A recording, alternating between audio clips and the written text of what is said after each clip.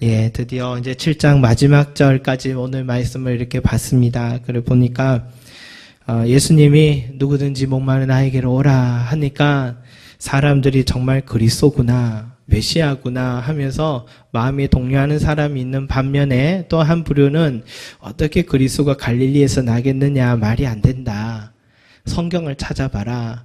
이제 나중에는 그 뭡니까? 니고데모는 바리새인이고 유대 지도자인데도 불구하고 다른 종교 지도자처럼 예수님을 잡으려고 하지 않고 오히려 어떻게 너희가 그렇게 성급하게 지금 이 사람이 메시아인지 아닌지도 모르면서 어떻게 그렇게 성급하게 결론을 내리느냐 하면서 반대측의 입장을 하니까 또 다른 종교 지도자들이 한번 찾아봐라. 성경의 갈릴리에서 어디 메시아가 난다고 하느냐 하면서 은근히 이렇게 두 패로 갈라지는 오늘 장면이 오늘 우리가 보는 장면입니다. 두 부류로 한 부류는 예수 그리스도를 믿으려고 하는 부류가 있고 또 완전히 믿는 건 아닙니다. 그러나 한번 알아보려고 하는 사람이 있고 어떤 부류는 속단해버리고 믿지 않는 그런 부류가 오늘 있는데요. 여러분 이 초막절 절기가 어떤 절기를 했습니까?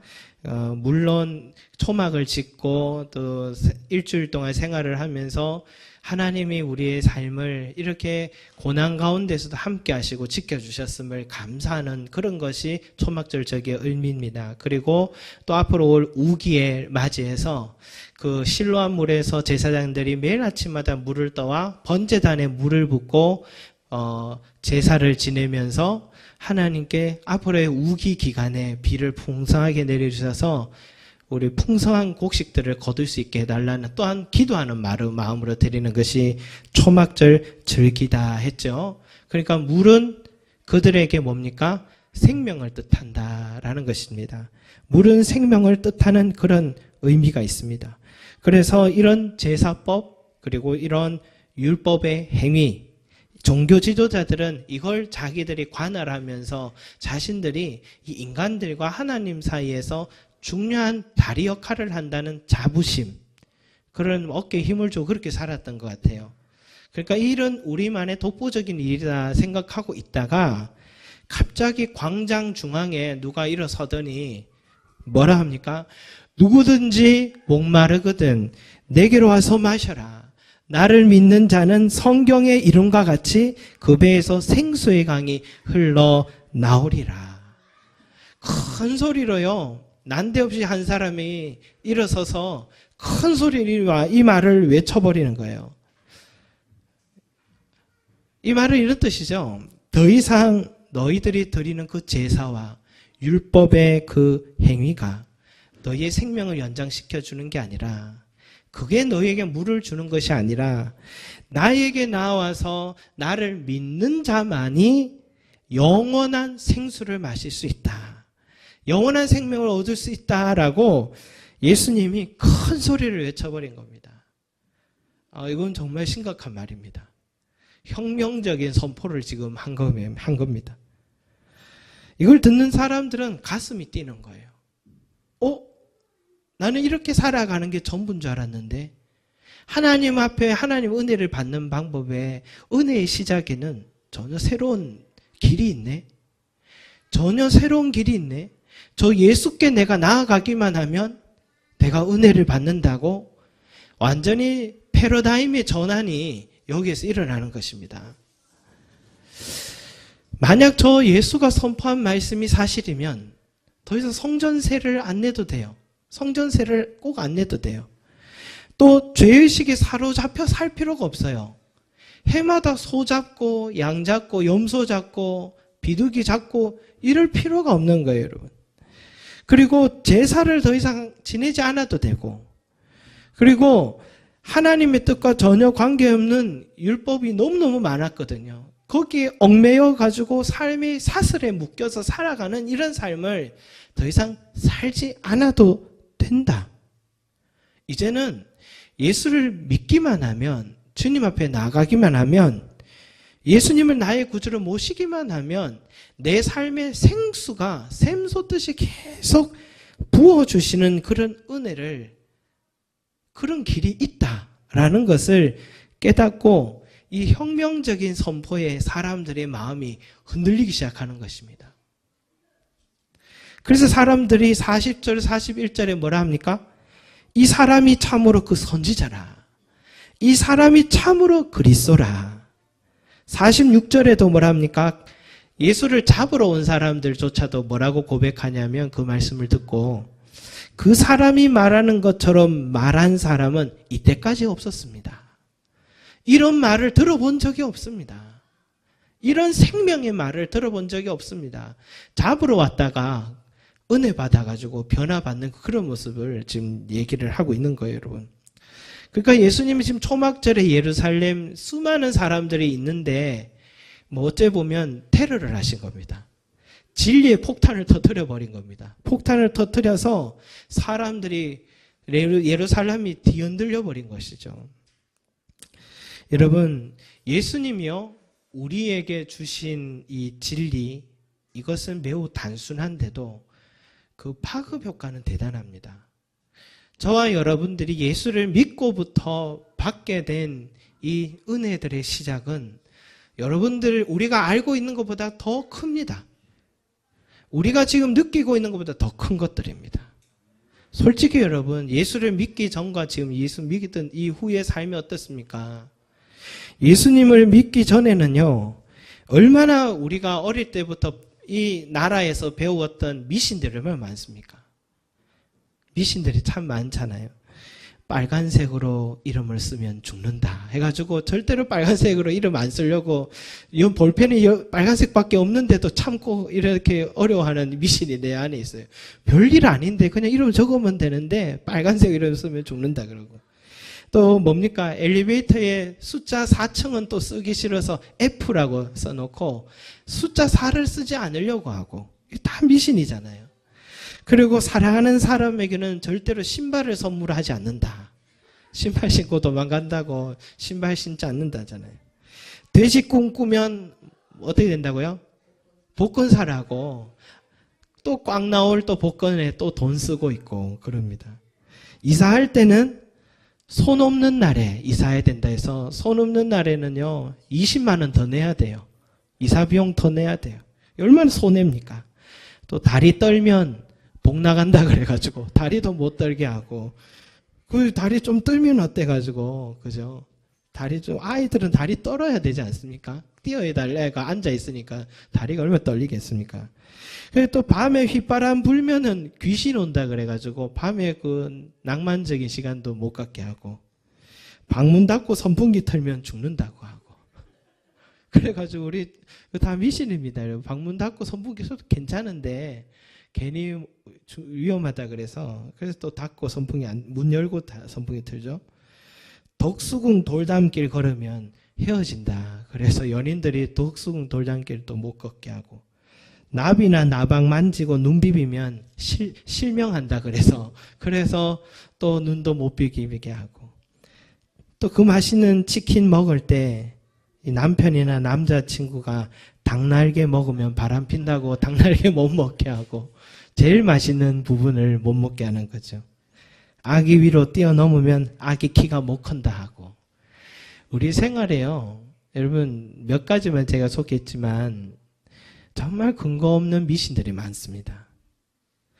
괜한 미신들을 우리의 삶에 자꾸 얽어맨 것들이 참 많습니다. 그런데요, 예수 믿으면 이런 모든 것들이 쓸모없는 말이 됩니다. 예수 믿으면 이런 쇠사슬들에 다 자유하게 되는 것이죠. 왜냐하면 기독교는요, 운명론이 아닙니다. 기독교는 창조적입니다. 끊임없이 전진해 나가는 것이지 운명에 내 삶을 맡긴다? 절대로 운명론이 아닙니다. 스스로 하나님은 우리를 자유의지를 주셨어요. 내가 선택할 수 있게 하시고 우리 스스로가 삶을 결정할 수 있도록 운명론, 결정론이 아니다라는 것입니다. 그래서 여러분 예수 믿으면요 이런 모든 말들과 전통에서 우리를 벗어나게 해줍니다. 벗어나게 해주고 그 많은 조상들을 향한 이 제사 드리는 거 있죠. 한 해에 얼마나 제사 많이 드립니까?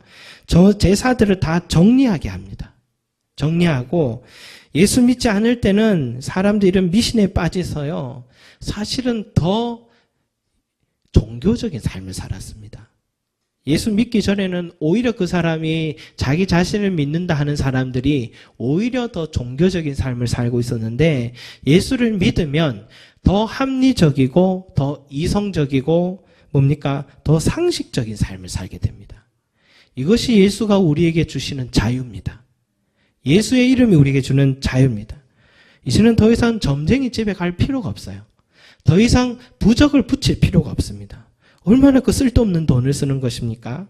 이 모든 것 제사상 차릴 비용 낭비할 필요 없고요.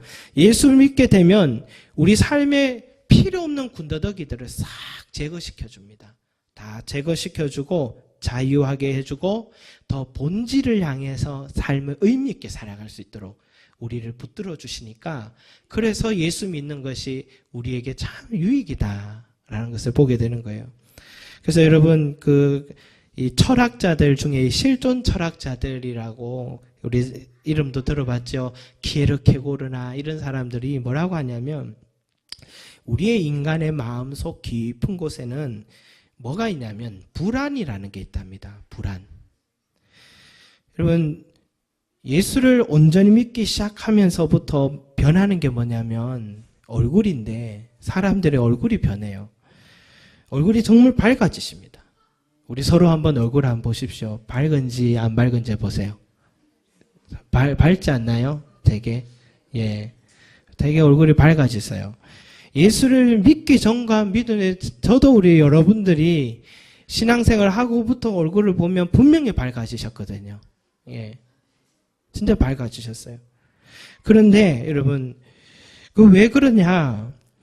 이 모든 인간이 가질 수밖에 없는 이 불안, 죽음에 대한 이 불안을 예수님을 믿고부터는 사라져 버렸기 때문입니다. 그 근본적인 내가 느끼지 못한 불안이 사라져 버렸기 때문입니다. 왜냐하면 예수님은 우리의 죽음에 대한 문제를 해결하실 수 있는 분이고 해결하신 분이기 때문입니다. 사마리아 여인에게 내가 뭐라고 하셨냐면 예수님이 내가 주는 물은 그 속에서 영생하도록 솟아나는 샘물이 되리라. 니고데모에게는 뭐라고 하셨냐면 이게 지금 요한복음의 계속 핵심적인 말이에요. 니고데모에게는 하나님이 세상을 이처럼 사랑하사 독생자를 주셨으니 이는 그를 믿는 자마다 멸망하지 않고 영생을 얻게 하려 하심이라. 여러분 인간이 아무리 채우고 오늘 만족하고 살아도 염려하고 두렵고 불안하고 하는 이 모든 마음의 핵심은 죽음 때문입니다. 나는 결국 죽게 된다. 또 잊을만 하면 장례식장에 또 가야 돼서 또 인생이 이런 거구나. 나랑 함께 했던 그 사람 또 죽는 모습 보면서 나도 가는 것이구나 하면서 죽음이 어김없다는 사실을 알고 불안이 내 마음속에 항상 내재하는데 예수를 믿는 순간부터는요. 죽음 이후의 삶이 보장이 되었다는 사실을 알기 때문에 영원한 천국을 바라보고 살기 때문에 이 죽음은 뭐냐? 눈을 감았다 잠깐 뜨기만 하면 되는 일. 그죠? 눈을 잠깐 감으면 됩니다, 여러분. 죽음과 천국은요. 우리 육신과 천국의 세계는 눈 감았다 뜨면 바로 천국 와 있습니다. 별로 힘들지 않습니다. 이것이 우리 그리스도인들이 알고 있는 죽음입니다. 그러니까 살아있을 때는 주님과 동행하지만 죽음은 뭐냐면 주님의 품에 안기는 날이다. 그러니까 다른 게 아니에요. 오늘과 거기는 여기에서 거기는 같은 시공간 안에 같이 이루어지고 있는 것이기 때문에 새롭지도 않습니다. 이런 문제를 예수 그리스도께서 우리에게 영원한 생수로서 우리에게 허락해 주셔서 여러분 이 실존 철학자들이 말하고 있는 인간이 느낄 수밖에 없는 불안의 문제를 우리 예수 안에서는 해결합니다. 그래서 여러분들의 얼굴이 밝아지는 것입니다. 얼굴이 밝아지고 또 뭡니까? 스데반 집사가 지금 돌을 던져서 죽이려고 하는 사람들 앞에서 스데반 집사의 얼굴이 어땠냐면은 그 얼굴이 천사의 얼굴과 같더라. 여러분 지금 시리아에서 IS들에게 뭡니까? 테러를 당하고 죽어가는 사람들의 얼굴이 얼마나 두려움과 공포에 빠져 있었습니까? 지금 스데반 집사가 그런 입장이었거든요. 지금 돌 맞아서 그 자리에서 이제 죽어야 될 상황인데 그 얼굴이 천사의 얼굴과 같더라라고 한 것은 그 사람의 마음속에 불안이 없기 때문입니다. 죽음의 문제를 해결하신 예수 그리스도가 그 안에 가득하니까 이 죽음이 두렵지 않게 되었다라는 거예요. 그리고 이 예수 그리스도를 우리가 모시고 난 후로부터는요, 통장에 잔고가 없어도요, 전에 같았으면 어떻게 하나 잠도 안 오고 염려병도 찾아오고 불안하고 한데, 여러분 우리가 예수를 믿고부터 깨닫게 된 말씀이 이거잖아요. 공중의 새를 봐라. 심지도 않고 거두지도 않고 창고에 모아들이지도 아니하되 너희 하늘 아버지께서 기르시나니 너희는 이것들보다 귀하지 아니하냐. 오늘 있다가 내일 아궁이에 던져지는 들풀도 하나님이 이렇게 입히시거든. 하물며 너희일까 보냐. 믿음이 작은 자들아. 하물며 너희일까 보냐라고 했습니다. 하물며는 여러분 무슨 말이냐면 두 말하면 입 아프다 이런 뜻입니다. 어떻게 공중의 새와 저 들판의 자연을 내가 먹이고 입히시는데 내 사랑하는 자녀된 너희의 삶을 내가 왜 모른 척할 수 있겠느냐. 하물며 너희일까 보냐 하는 이 말씀이 이제는 깨달아지고 믿어지니까 여러분 이제는 하나님께서 내 이름도 알고 계시고 오늘도 내 머리카락도 세고 계시고 오늘 내 마음속에 누구를 통해서 속상한 것도 알고 계시고 어떤 상황에 지금 통장에 얼마 있는지도 알고 계시더라고요. 정확하게 다 알고 계셔서 필요한 것이 있는 그때에 하나님께서 하나하나 공급해 주시는 그 손길을 경험하고 하나님의 위로를 체험할 때마다 여러분 어떻습니까? 우리 얼굴이 평안해지는 것입니다. 불안이 없는 것입니다. 하나님을 매일마다 느끼기 때문인 것이죠. 그래서 예수님이 여러분 사역을 시작할 때에 뭐라고 하셨냐면 성전에 딱 들어가시더니 성경에 이사야 책이 펼쳐놓고는 이런 말씀하셨어요. 주의 성령이 내게 임하셨으니 이는 가난한 자에게 복음을 전하게 하시려고 내게 기름을 부으시고 나를 보내사 포로된 자에게 자유를 눈먼 자에게 다시 보게 함을 전파하며 눌린 자를 자유롭게 하고 주의 은혜의 해를 전파하게 하려 하심이라. 이것이 예수님이 사역을 시작하실 때 선언문이었습니다. 예수님의 사역의 선언문이었습니다. 그러니까 예수님의 사역은 가난한 자에게 복음을 전하셔서 그들에게 기름을 부으시고 포로된 자를 자유하게 해주고 눈먼 자를 다시 눈을 뜨게 해주고 그리고 눌린 자들은 자유롭게 하는 은혜를 부어주시고자 하는 시작이 바로 예수님의 사역의 목표다라는 것이었습니다. 그러니까 예수님을 믿게 되면 우리 삶이 자유하게 되는 것입니다. 예수를 믿고부터 이전까지 묶어왔던 모든 죄의 사슬에서 풀어지고 삶의 전통과 미신 속에서 묶여져서 헤어나지 못했던 나의 운명론들을 풀어주고 자유한 삶을 살게 해주시는 것입니다. 예수님 자체가 은혜의 시작인 줄로 믿습니다. 이 예수님을 내 마음에 꼭 모신다면 여러분 항상 자유로운 삶을 살게 된다. 그래서 여러분 우리가 먼저 이 자유를 체험하고요. 왜 이 땅에 이 성림제자교회를 세우셨는가 우리가 다시 한번 가만히 생각해 보면 이 땅에 눌린 자들이 많고 억눌린 자들이 많고 눈먼 자들이 많기 때문에 여러분 우리 교회가 해야 할 일은 그들에게 이 자유케 해주시는 예수 그리스도를 그들에게 전해줘야 된다라는 것입니다. 여러분 이 사명 우리가 꼭 감당해야 됩니다. 나는 왜 여기에 살까? 나는 왜 이곳으로 이사를 왔을까? 나는 이제 잘 되면 이제 다른 동네로 이사 가야지. 뭐 이런 생각하지 마시고 이곳에 나를 보내신 하나님 뜻을 알아야 됩니다. 얼마 전에 뉴스에 뭡니까? 그 가장 미세먼지가 중금속 미세먼지 제일 높은 데가 여기라더라고요. 그래서 참 한편에 인간적으로 보면 참 별로 마음이 안 들 수는 있어요. 그러나 그래서 이곳에 더 많이 눌린 자들이 많고 아픈 자들이 많기 때문에 이곳에 교회를 세우시고 우리를 통하여서 그들에게 예수의 이름을 전하게 해주셔서 자유케 해줄 수 있는 이 사명. 그래서 예수님도 갈릴리로 가신 거예요. 사역이. 예루살렘 저 신도시로 좋은 도시로 간 게 아니라 수도권으로 간 게 아니라 갈릴리로 가셔서 그곳에서 복음 전한 이유가 바로 거기에 있다라는 것입니다. 사랑하는 여러분, 우리 모두가 이 은혜의 해를 전파하고 정말 자유케 해주시는 예수 그리스도를 전하는 저와 여러분이 되시기를 소망합니다. 여러분, 또 하나 오늘 이 말씀에서 우리가 눈여겨봐야 할 것은, 여러분, 몇 사람들과 이 종교 지도자들이 이런 말을 했어요. 그리스도가 어찌 갈릴리에서 나오겠느냐? 그리스도가 어떻게 갈릴리에서 나오겠느냐? 사람들이 얘기했고, 또 예수님을 미워한 종교 지도자들이 뭐라 하냐면, 찾아보라. 갈릴리에서는 선지자가 나지 못하느니라. 그러면서 예수님의 그 그리스도됨을 인정하지 않으려고 했습니다. 메시아됨을 인정하지 않으려고 했습니다. 근데 그들의 말도 맞습니다. 왜냐하면 미가서 5장 2절에 뭐라고 했냐면 구약 성경에 이런 예언이 있어요.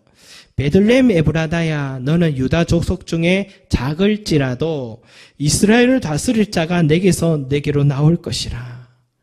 그러니까 정말 베들레헴에서 메시아가 나오지 갈릴리에서 나온다는 말은 없습니다. 그리고 이사야 선지자도 11장 1절 이런 말씀했어요. 이새의 줄기에서 한 싹이 나며 그 뿌리에서 한 가지가 나서 결실할 것이라. 한 가지의 결실이 바로 메시아를 말하는데, 이새의 뿌리가 뭐냐면 이새가 다윗의 아버지입니다. 이들이 고향이 어디냐면 베들레헴입니다. 그러니까 베들레헴에서 메시아가 나온다는 구약의 예언이 있는 것은 사실이니, 이 종교 지도자들과 몇몇 사람들의 말은 틀리지 않습니다. 분명히 성경 그렇게 말하였지 갈릴리에서 나온다 말을 하지 않고, 오히려 갈릴리는 어떤 곳이냐면 헬라 문화를 많이 접한 지역에서 그곳 사람들이 오히려 이방 문화를 접했기 때문에 오히려 조금 더 타락했다라고 볼 수 있습니다. 이방 문화의 영향을 받았기 때문에 더 하나님 앞에 신실하지 못한 모습을 살았다 볼 수가 있겠습니다. 그러니 갈릴리의 사람이다 하면 욕입니다. 그 당시에 갈릴리 사람이라 하면은 욕입니다. 그래서 예수님은 갈릴리 사람이다 했거든요. 그러면서 종교 지도자들이 그 사람들이 뭐라고 하냐면, 이 율법을 알지 못하는 이 무리는 저주받은 자로다. 성경도 모르는 너희들은 저주받은 자로다 라고 하고, 니고데모에게도 한번 찾아봐라. 성경을 찾아봐라. 그렇게 말을 했습니다. 여러분, 이들은요, 누구보다도 성경을 잘 안 사람이라고 자신했습니다. 그런데 이들이 놓치고 있는 게 하나 있어요. 그게 뭐냐면, 예수님께서 정말 성경 말씀처럼 베들레헴 사람인지 갈릴리 사람인지 정확하게 좀 더 알아봐야 됐는데 알아보지 않았다는 것입니다. 지금 갈릴리에서 왔다고 해서 갈릴리 사람이라고 판단을 한 거예요. 여러분, 이건 뭐냐면 성급함이고 인내하지 못함입니다. 이거는 우리 신앙에 있어서도요, 참 조심하고 걸림이 뭐냐면 성급하게 조급하게 결정하는 겁니다. 이들이요, 조금만 예수님을 뒷조사해 봤다면, 예수의 출생을 알아보려고 조금만 입소문을 타고 알아봤다면, 그 아버지 요셉이 30여 년 전에 가이사 아구스도 로마 황제의 명을 따라서 이 고향 베들레헴으로 내려가서 호구 조사를 할 때에 그때 아기를 베들레헴에서 예수가 낳았다는 사실을 충분히 쉽게 알 수 있습니다. 그건 어렵지 않아요. 그런데 조금이라도 그런 노력을 했더라면은 이렇게 속단할 이유가 없습니다. 아, 정말 베들레헴 분이 맞구나. 메시아 맞구나. 좀 더 확신을 갖고 알아볼 수가 있는 기회를 이 사람들은 자기들의 욕심 때문에, 자기들의 그 게으름 때문에 속단하고 판단해버린 거죠. 근데 니고데모는 그렇지 않았어요. 그들이 뭐라고 했냐면, 우리 율법은 사람의 말을 듣고 그 행한 것을 알기 전에 심판하느냐? 성급하게 심판하지 않는다는 겁니다.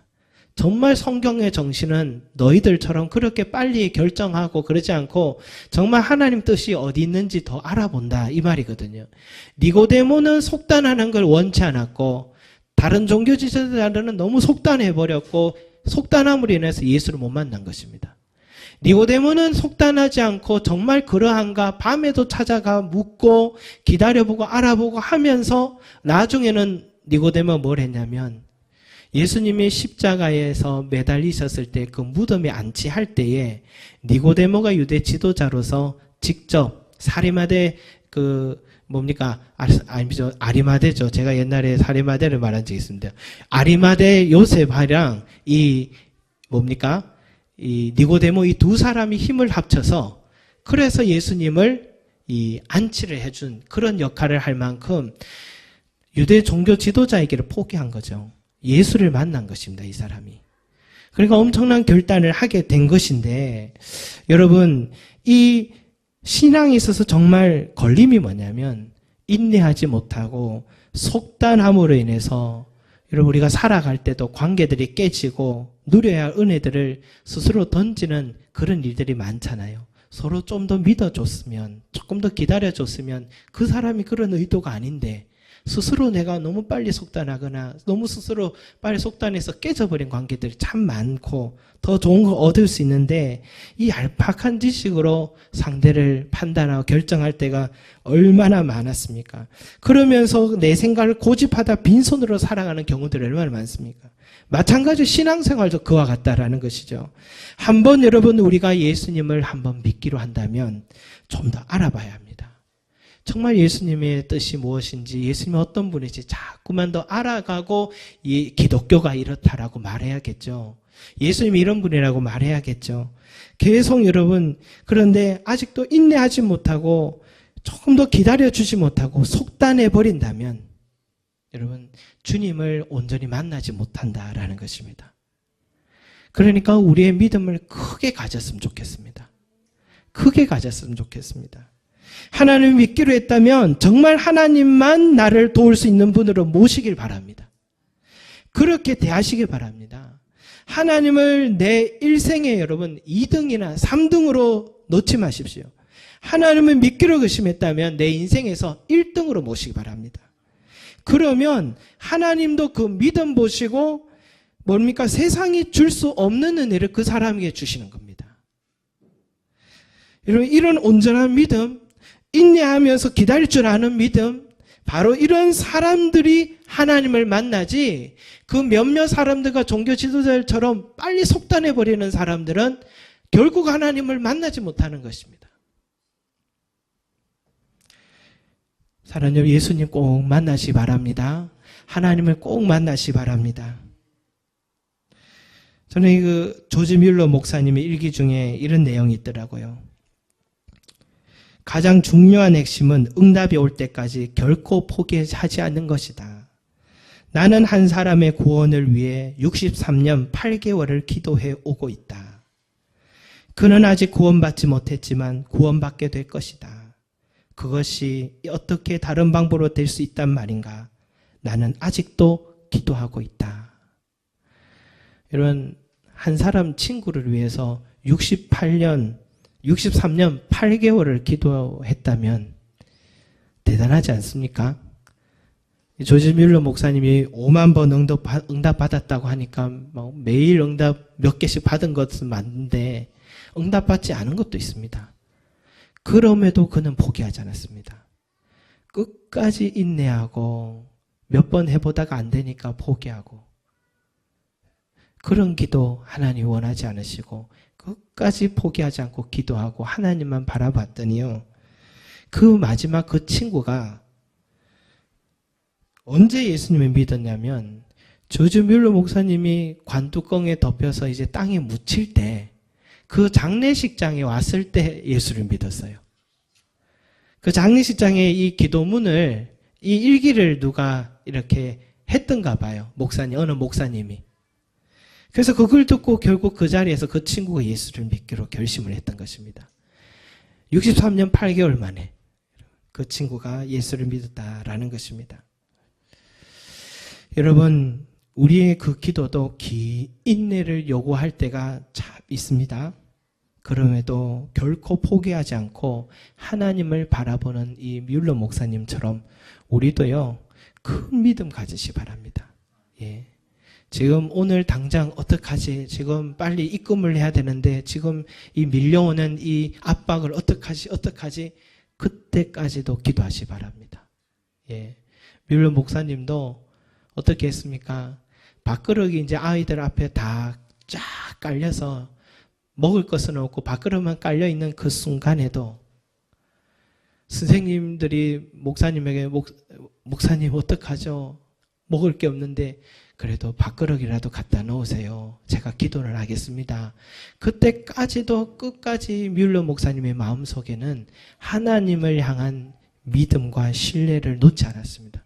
반드시 우리 아이들을 굶기지 않으실 것입니다. 하고 기도를 하고 있는데 바로 그때에 아이들은 다 앉아있고 밥그릇만 있는 바로 그때에도 갑자기 밖에서 차들이 우르르 오더니 그 빵 공장에 불이 나가지고 팔 수는 없고 과원에 갖다 주자 해서 그 빵들이 그 순간에 와서 그 행복한 아침 식사를 했다는 이야기가 있습니다, 여러분. 행복한 아침 식사. 그러니까 뮬러 목사님의 기도가 얼마나 대단한지요. 겨울에요, 보일러가 고장이 나서 아이들이 추워서 밤에 너무 추워서 아이들이 큰일 났어요. 그런데 보일러 공사하는 아저씨들이 왔지만 이 공사하는 시간이 너무너무 하루가 걸릴 그런 시간이어서 심각한 상황입니다. 그래서 이 뮬러 목사님이 그 순간에도 기도를 했는데 어떤 일이 있었냐면 그날 남풍이 불어오더랍니다. 밤에. 남풍이 불어오더니 그날 따뜻한 밤을 보내게 해주더랍니다.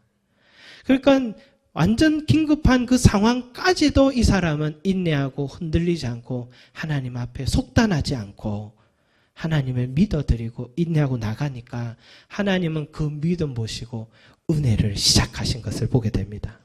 사랑하는 여러분, 은혜의 시작은 바로 이 니고데모와 같은 사람들, 정말 인내할 줄 아는 사람들, 뮬러 목사님 같은 사람들, 이런 사람들처럼 인내하지 않아도 주실 때가 있습니다. 그러나 인내하기를 바랄 때가 있습니다.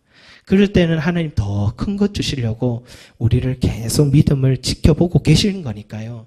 그때도 그 믿음을 들여서 인내하는 저와 여러분 되시기 바랍니다. 그리고 이 좋은 은혜의 하나님을, 은혜 예수님을 우리 주변에 우리가 만나는 사람들, 또 이 지역에 하나님 꼭 전하시기 바랍니다. 전하셔서 정말 예수 없이 자유하지 못하고 그렇게 살아가지 말고 기도함으로써 하나님이 주시는 매일마다 양식을 먹고 살아갈 수 있도록 정말 이보다 더 좋은 선물이 없습니다. 정말 가장 큰 선물을 우리 이웃들에게 이 지역에 나눠주어서 우리 송림제자교회가 이 사명 잘 감당하게 하시고 그리고 우리의 삶에도 이 인내하는 모습을 해서 은혜의 시작을 항상 경험하시는 저와 여러분이 되시기를 바랍니다. 예, 그렇게 사시기 바랍니다. 네.